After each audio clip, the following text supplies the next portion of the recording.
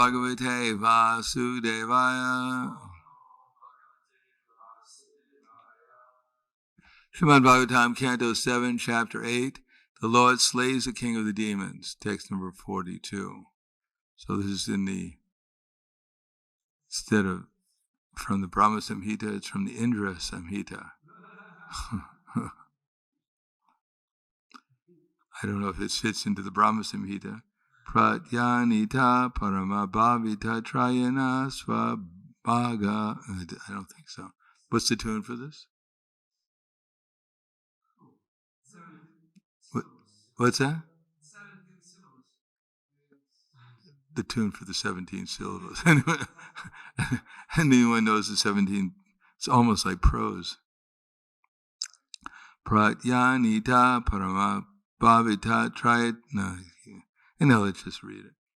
Pratyanita parama bhavita trayata na swabhaga.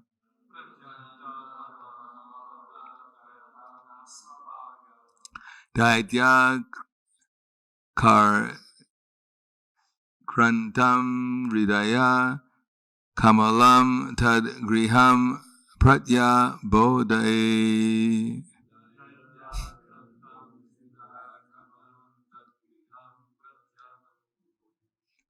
Kala grastam kiyat idam aho nata sushushatam te.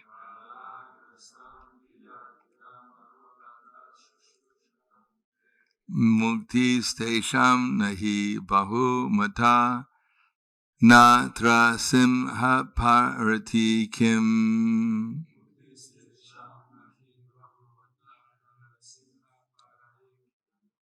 Shri Indra Vacha Pradyanita Parama Pavita Trayata Nasvabhaga.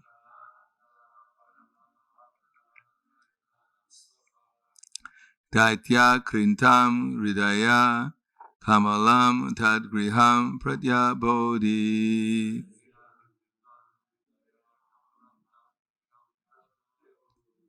Kala grastam kiyad idam aho nata shushra satam te.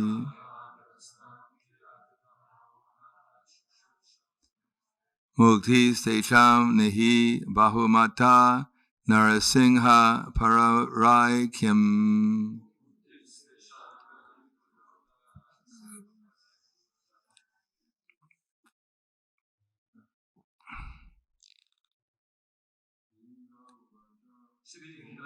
Vacha.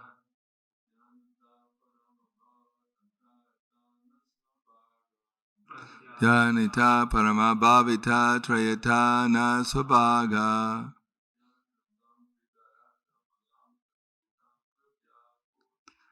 Dya krintam ridaya kramalam kadgriham pratyo bodhi.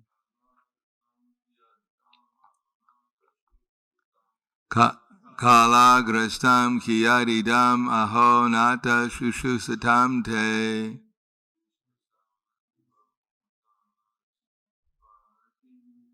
Ukta stecham nahi bahumata narasimha parai kim. Shri Indra Vacha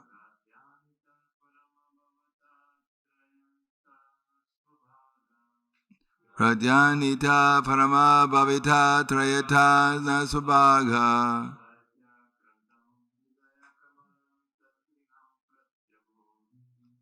Yadisam hridaya kamala tagriham pratya bodhi.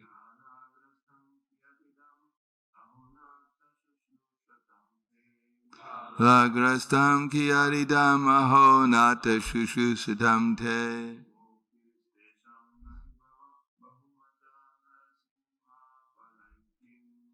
Taistesham nahi bahumata narasingha parai kim. Dami.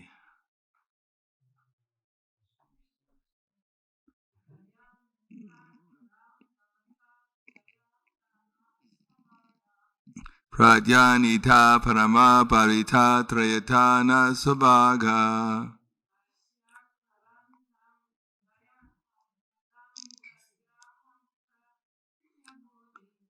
Tatyai kramatam hridaya kamalam tagraham rutya bodhi.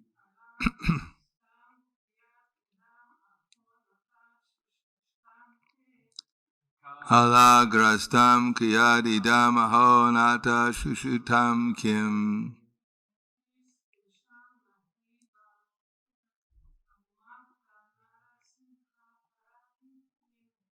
Te Saisham Nehi Bahumata Narasingha Parai Kim. Shri Indra Uvacha. Indra, the king of heaven, said, Pratya Nita, recovered. Parama, O Supreme. Bhavata, by your lordship. Trayata, who are protecting. Na, us. Swabhaga, shares in the sacrifices. Daitya akrantam, afflicted by the demon. Hridaya kamalam, the lotus-like cores of our hearts. Tat griham, which is actually your residence. Pratyabodhi, it has been illuminated. Kala, grastam, devoured by time. Kiyat, insignificant. Idam, this world. Aho, alas. Nata, O Lord. Shushu shatam, for those who are always engaged in the service. Te, of you.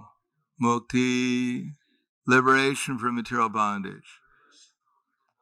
Te sham, of them, the pure devotees. Na, not. He, indeed. Bahumata, thought very important. Narasingha, O Lord. Nishingadev, half lion and half human being. Aparai kim, then what is the use of other possessions? Translation and purport by His Divine Grace, A.C. Bhaktivedanta Swami Srila Prabhupada. King Indra said, O Supreme Lord, you are the deliverer and protector. Our shares of sacrifices, which are actually yours, have been recovered from the demon by you.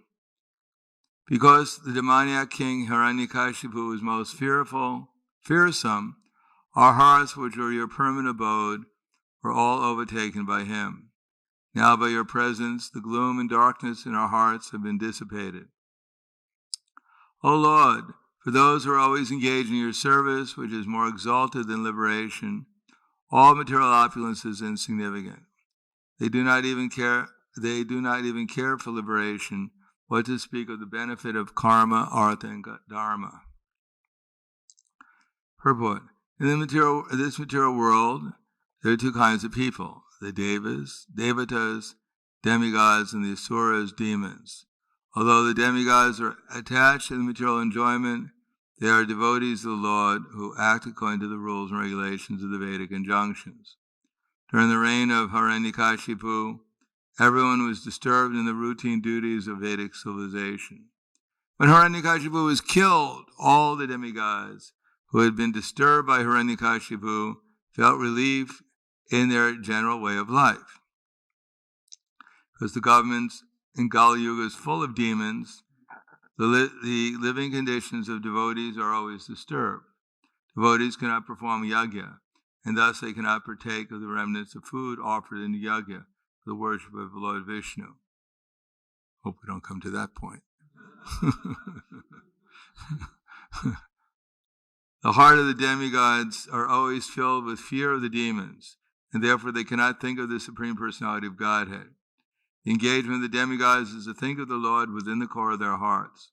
The Lord says in the Bhagavad Gita, Yoginam api sarvesham madgaten antaratmana Shadavan bhajate yomam sameyuktatamo mataha.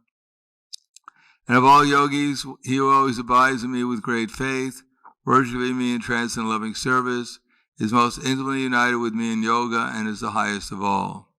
The demigods fully absorb themselves in meditation upon the Supreme Personality of Godhead to become perfect yogis.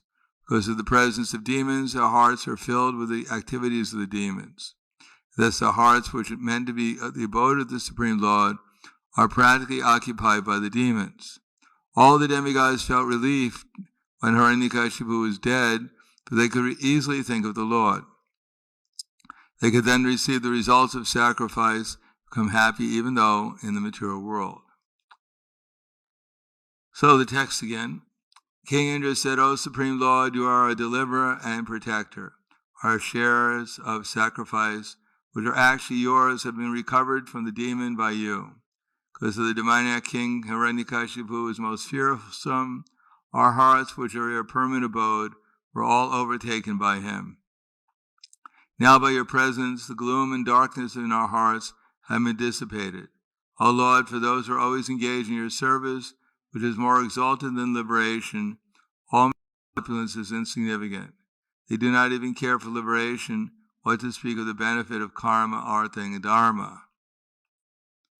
Namo Vishnu Vidaya Krishna Prasthaya Bhutaya Srimati Bhaktivedanta Swami Namane Namaste Saraswati Deve Gauravani Pacharane Nirvishesha Srinivadi Paskadyade Siddharne.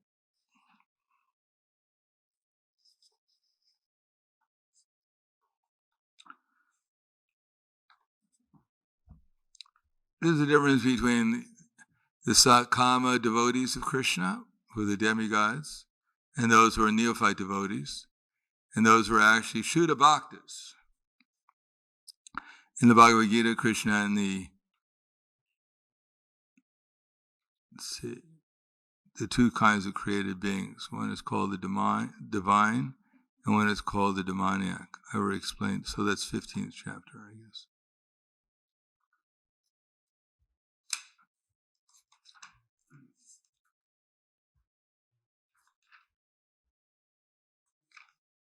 Dvao imo purusho loke, shara chakshara evacha, shara sarvani bhutani, kutasta shara uchate.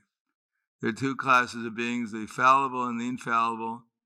In the material world, every living entity is fallible, and in the spiritual world, every living entity is infallible. That means everyone who's in the material world or in material consciousness is considered to be fallible. They're not completely in harmony with the desires of Krishna. And everyone in spiritual consciousness, Shuddha Bhaktas and those in the spiritual world, they're called infallible because they're always dovetailed with the interests of Krishna. But then we have a similar verse in the 16th chapter, which follows the 15th. And Krishna says, Dwa bhuta sargaloke smin, daiva asram evacha, daiva vishtar sak prokta, asram partame shinu. O son of Pritha, in this world there are two kinds of created beings. One is called divine, the other demoniac. I already explained to you at length the divine qualities. You'll hear from me of the demoniac. So, what's the difference between the two? Can anyone tell me? The difference between the Daivis, the Daiva, the Asura, and the Shara and the Akshara.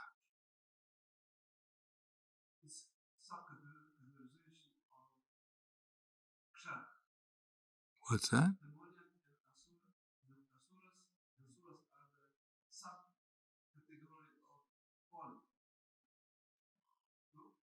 Yeah, but both the Asuras and the Asuras are both fallen. Because they're both Sakama. So actually, Shuddha Bhakta is infallible. That is, he's always dovetailing the will for Krishna. Infallible doesn't mean he gets 100% on every test. You give him on an or if you ask him how many angels fit on the tip of a pin, he knows the exact answer immediately, down to the last angel. 1,459,000,000,000. Oh, just one left. Oh, another one came. Okay. No, he's always dovetailed with the will of Krishna. Therefore, here Krishna will say, Uttama Purushastvanya Paramatma Nidarita Yo Lokama Ajam Avisha Bibatyayevam Ishvaraha Bivart Yavyaya Ishvaraha. Besides these two, there is the greatest living personality of the Supreme Lord, the imperishable Lord himself, who has entered the three worlds, maintaining them. And then Krishna will say that anyone who knows me as the Supreme Lord, without doubting, is said to be the knower of everything, and therefore he engages himself in full devotional service. So if we actually know Krishna as God, then we'll engage in full devotional service. But the demigods, because they want to have partly think themselves to be gods in this material world, which is an illusion, because the demigods are just spirit souls like ourselves in the body of a demigod. Even Brahma is just 1/10,000th the size of the tip of hair soul in the body of a big Brahma. But the Brahma body is not the soul's body, it belongs to Krishna, and is being utilized by Krishna. Either when Brahma is engaged in sadhana bhakti under somewhat the spiritual energy, or probably more than we are, or when he's engaged in other outside the realm of pure devotional service, then he's being directed also by the mode of goodness. In any case, Brahma, the soul, is doing nothing, and there are many varieties of souls who are Brahmas. Some of them are gopis, some of the cow boys, because we find in the third canto of the Srimad Bhagavatam that Brahma becomes realized after his meditation, and then Krishna comes and shakes his hand and reveals to him that he's a cowherd boy. And our Brahma, in his Brahma Samhita, he realized that he was the eternal maidservant of Krishna. So does that mean Brahma changed from a cowherd boy to a maidservant? Is that what he had, a sex change? What does it mean? It means that there are two different Brahmas. They're unlimited. Just like right now, to have the post of Brahma, we find in the Brahma Samhita, in the Chaitanya Charitamrita, or even in the teachings of Lord Chaitanya, the Brahma knocked at the door of Krishna in Dwarka, said, "Hi, I'd like to see Krishna." So the gatekeeper came and said, "Who are you?" He said, "I'm Brahma." He said, "Really? Okay." They go and tell Krishna. So then gatekeeper came back and said, "So, which Brahma are you?" "What do you mean, which Brahma I am? How many Brahmas are there?" "Look, 4 heads, 1, 2, 3, 4. "Okay, I'll tell him you're the 4-headed Brahma." So he went back, and Krishna said, "All right, let him in." So he got in. Krishna, they discussed about the problems in the universe as usual. And Krishna said, "Don't fear the demons, I'll take care of them." And then Brahma said, "Well, by the way, how come you asked which Brahma? Are there more than one Brahma in this universe?" So Krishna smiled, and then he brought the Brahmas from the different universes. Some of them had 10 heads, some of them had 100 heads, some of them had 1,000. Some had 1 million, some had 10 million heads. So according to the size of the universe, Brahmas had different heads. So there are so many Brahmas, and they have so many rasas with Krishna. Now, Brahma is the topmost of the demigods, and he's not necessarily a pure devotee. Just like anyone could be a pure devotee. It's not there's any disqualification. If you're Brahma, you can't be a pure devotee. But Brahmas, like our Brahma, became a pure devotee after some hard lessons he had. After he stole Krishna's cowherd boys, he came down and he became very lamenting that he was such a puffed up person. He offended Krishna so badly because he was so proud of his position as being Brahma. He dared to steal Krishna's cowherd boys and the calves. So he lamented, and therefore he came back as Haridas Thakur, and after chanting 190 rounds every day, he became a pure devotee. And then I guess then he went back as Brahma, because Chaitanya Mahaprabhu called him Brahma Haridas. In any case, Brahma could be a pure devotee, Even Indra could be a pure devotee. Sometimes Krishna even takes the post of Indra. When there's no qualified person to take Indra, then he takes the post. But generally speaking, conditioned souls in the material world take different forms, different positions in the material world according to their mode of nature. And so even Brahma, generally he's a conditioned soul.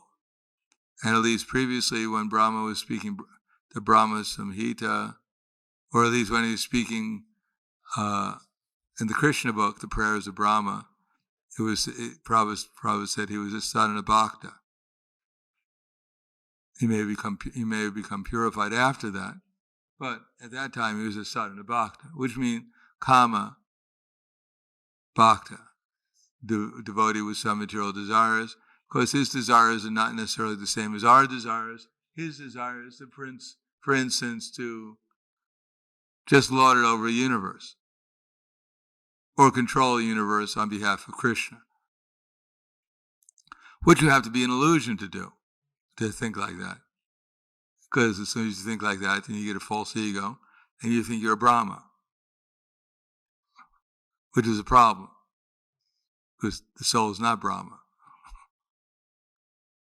And it's not, compared to the topmost state of consciousness, it's not even Brahman realization. It's still in the material concept of life. It's the topmost Brahminical platform, but it's not even liberated platform. Therefore, we find Gop Kumara took the post of Brahma, and he was wondering about liberation. He didn't even know about liberation. He had to consult with the persons on Brahmaloka in order to understand what liberation was. And then he strived for liberation, and he achieved it after some time. In any case, the demigods, they're generally in the mode of goodness, and they control the universe on behalf of Krishna. But as long as one is in the material energy, then there is no question of pure affection or Krishna consciousness. The liberated souls, they have no material concept, and therefore they have nothing to do with material gain and loss, material hate and envy, all these different emotions arising from material identification. And therefore their only experience is Krishna and affection and love for Krishna. And in that state, they're not attracted to fight it out in the illusory energy, because the material nature is just like a dream. Or in the Bhagavad Gita, Krishna describes it as a Orivam Malamadakshikam Ashvatam Prabhu Avyayam Jadamsi Yasya Parnarni Yastvam Veda Saveda Vit. That there is an imperishable banyan tree which has its roots upward and its branches down, and the limbs and the leaves of the Vedic hymns. One who knows this tree is said to be the knower of the Vedas. In other words, the whole material existence that we're seeing is just a reflection of the real existence. Now, no one in their right mind keeps on diving into the water looking for apples when they actually find out that there is a real tree with real apples on it. In the meantime, because of our forgetfulness, we keep on diving in the water thinking, maybe there is an apple there, I just missed it. We dive in and there's no apple there. We get all wet. We come back and we think, I could swear I saw an apple. Maybe I need glasses. Oh, there it is. All right, back. But if one is fortunate enough to look up and see where the actual apple tree is, and then one can climb the tree and get the apple, then one will not be attracted to diving in to get the reflected apples on the water. So the material existence is just like that. Everyone's fighting it out here. When one lessens the fight, he comes and surrenders more to Krishna. He comes closer to the mode of pure goodness or goodness. And therefore he gets the post of a demigod in his next lifetime. And those who are struggling very hard get the post of an animal. And those who are a little bit rely upon Krishna and at the same time want to struggle for material happiness, then they come to the material world and get some position in the middle or sometimes even the upper planetary systems, depending on their degree of piety and material struggle. In any case, the devotees have nothing to do with this, and therefore they're considered to be infallible. And although we're considered to be, according to the Krishna book, we're considered to be demigods, on the level of demigods when we're executing devotional service, that's only because we're doing things out of duty more than a pure affection for Krishna. We may flatter ourselves with the title of devotee, but the question is, what are we devoted to? Unless we actually have awareness of Krishna and affection for him and his devotees, then what are we actually devoted to? We're aspiring to become devotees. But at least if we're devoted to the process of becoming a devotee, then one day we'll become a devotee. Therefore, in the end of the 12th chapter of Bhagavad Gita, does anyone know the last verse in the Bhagavad Gita, in the 12th chapter of the Bhagavad Gita?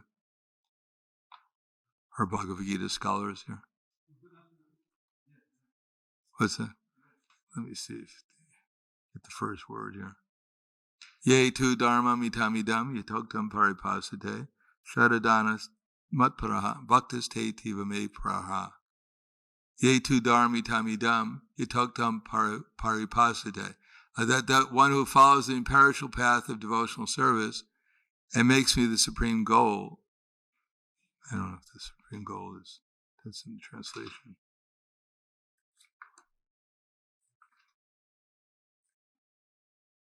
Completely engage themselves with faith, make me the supreme goal. I guess I got it right. Are very, very dear to me. Ye tu dharmi tamidam yatoktam paripasate shadadanas te matparaha bhaktas te tivate bhaktas te tiva me priyaha. Tiva. Tiva means intense. Intensely engaged in devotional service. Me priyaha. They're very dear to me. But then Prabhupada writes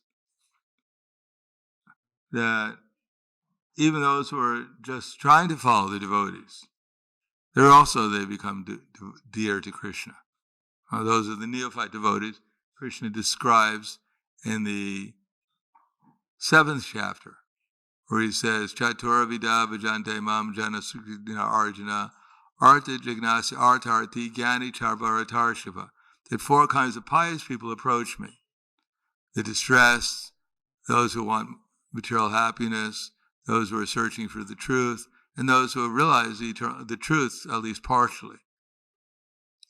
Then he says, Tejam Gyana Nityukta Ekabhaktir Vishishate Priyohi Gyanam Yoyartam Aham Sacham Mama Priyaha.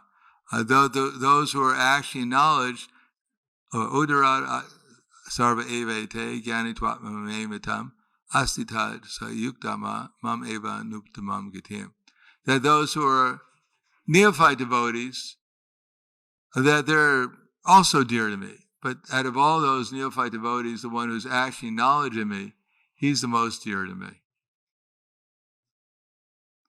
In other words, we're trying to gain knowledge of Krishna. We're trying to perform devotional service. We're trying to become dutiful in our activities to please Krishna. We're trying to understand what Krishna wants, first of all. Unless we understand what Krishna wants, we'll never understand if we're doing what Krishna wants. And if it becomes too complicated, it means that we haven't really understood what Krishna wanted, because Krishna is not trying to make it complicated. Like Krishna wants us to remember him, for instance. And we think, well, that's too difficult. Anyhow, then he gives us so many other things to do so that we can eventually make it simple and remember him. So devotional service becomes complicated because we don't accept the simple thing. Therefore, he has to give us so many complicated things to do. So eventually we become simple. So if things seem confusing, it's only because we're so complicated. And if we try to just understand what we're supposed to do and follow it in the midst of our complication, then gradually things will become simple, and then we'll know what to do all the time. Namely, to remember Krishna and to become an instrument for Krishna, especially in spreading devotional service. When everything becomes simple, that's all we'll do. And when things are complicated, we have so many other things to do. And then once in a while we do those things. And therefore we're considered to be fallible. because sometimes we do the right thing, sometimes we do the wrong thing, but at least sometimes we do the right thing. Therefore, we're considered to be dear to Krishna. Krishna is dear to us because he's affectionate to all of the souls. So even when one does a little something, then Krishna becomes very happy when we're doing a little something, like remembering him with devotion. And when we're doing everything else, namely thinking how wonderful we are and how great our activities are and how much we're worthy of praise and adoration and service, then Krishna says, all right, give him a little time. He'll figure it out. It's just a gradual process. Maya will take care of him. She is a good teacher.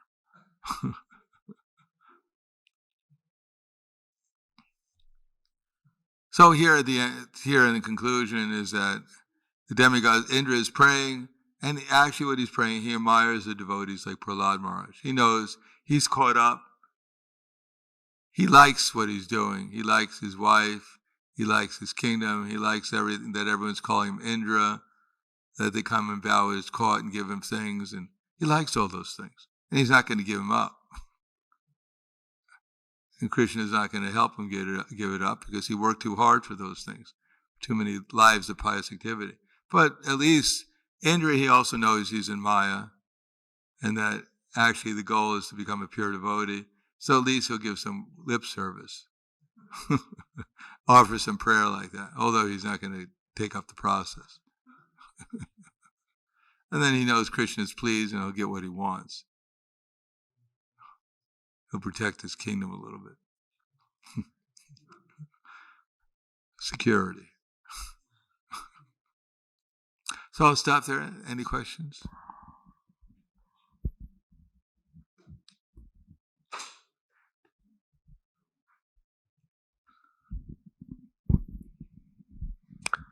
Maharaj, do demigods also have Mangalarati?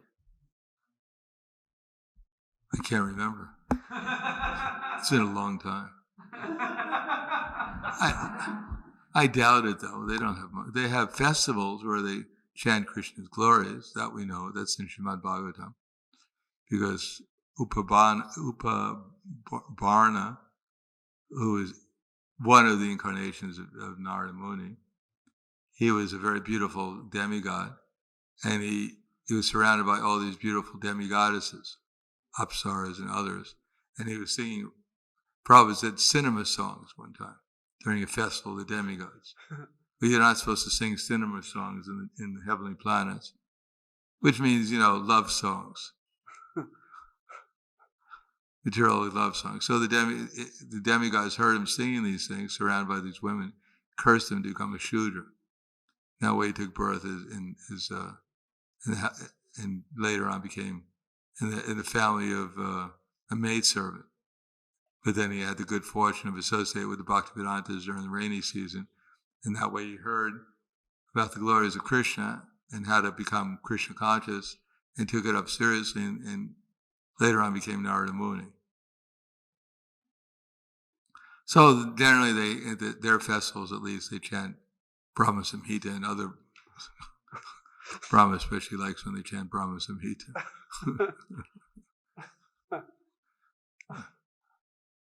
But as far as Guru Vastika prayers, that's for us.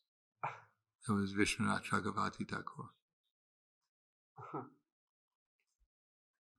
But they get up early, the demigods, because they're not sleeping.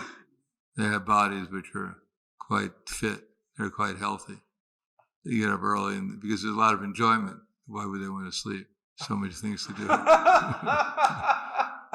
Life is just like one game for them.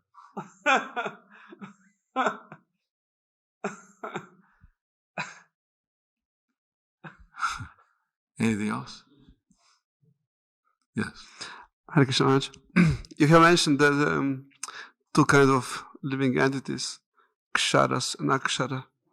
And the other day we were discussing about the position of Tulsi Devi as a plant here in the material world.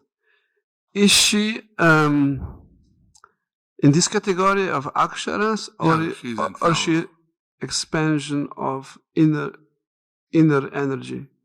Indra? No.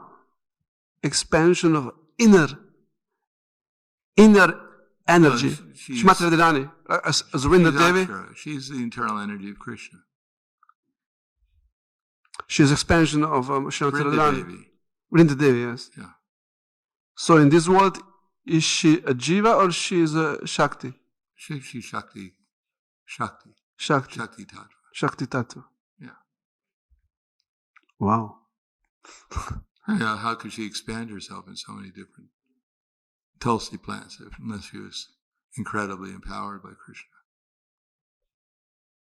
I mean, Krishna, in the pastime Govardhan Leela, Krishna was eating tons and tons of sweet rice and halava and all kinds of things, ladus, and he was still hungry until they offered him one Tulsi leaf. Then he was satisfied. Because he knew how to appreciate Tulsi's service. That couldn't be an ordinary personality. Anything else? Okay, thank you very much. Grantharaj Srimad Bhagavatam ki jai. Srila Prabhupada ki jai. Gaur Premanande.